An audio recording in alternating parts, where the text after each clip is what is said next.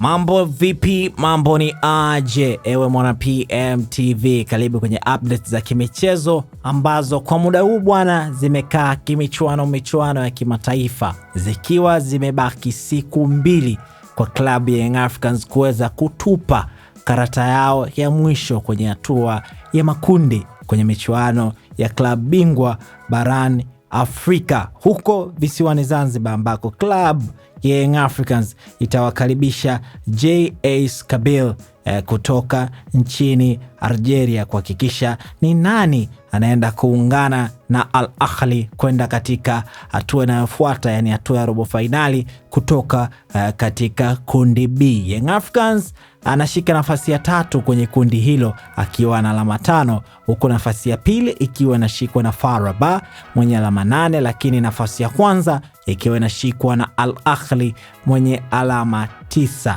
Ndoto za wananchi ni kuhakikisha wanashinda mchezo wao huo kwa mabao mengi, lakini pia kuhakikisha Al Ahly anamfunga FAR Rabat. Sasa kuelekea katika mchezo huo, meneja wa habari na mawasiliano ndani ya klabu ya Young Africans, nikiwa namzungumzia Ali Shaban Kamwe, ametoa rai kwa Watanzania pamoja na vilabu vingine, yani akiwa anamaanisha Simba, Azam, Singida na vilabu vingine vyote ambavyo vinashiriki ligi kuu, na rai yake ilikuwa hivi: tunaomba watuombee ili Yanga iheshimishe Tanzania, angalau kama nchi tuwe na timu moja katika hatua ya robo finali ya michuano ya kimataifa. Lakini pia Ali Shaban Kamwe aliongeza kwa kusema timu yao haijakuwa na mapumziko toka ilivyotoka nchini Morocco na ilimekuwa ikijiandaa kwa ajili ya mchezo wao dhidi ya JS Kabylie.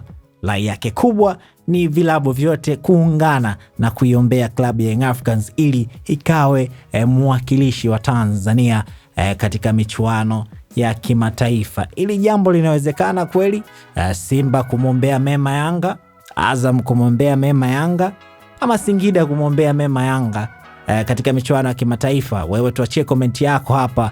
Huenda ni mfamaji akosi kutapatapa, ama ili dua linawezekana likafika kweli, klabu ya Simba kaungana kuiombea Yanga ili iweze kufanya vyema katika michuano ya kimataifa. Wakati unaacha komenti yako hapo, usisahau PMBet wameamua kukuwekea kasino mikononi mwako kuhakikisha upati bugdha za kuzunguka usiku, na kwa spin yoyote shilingi 500 kwenye michezo zaidi ya 5000 ambayo inapatikana ndani ya PMBet, jua hautoishia kushinda pesa peke yake, bali unaingia kwenye draw ya kushindania magari ya kifahari. Hapa nazungumza Toyota Harrier pamoja na Jet3. Website ni pmbet.co.tz. Mimi naitwa Raymond Elias.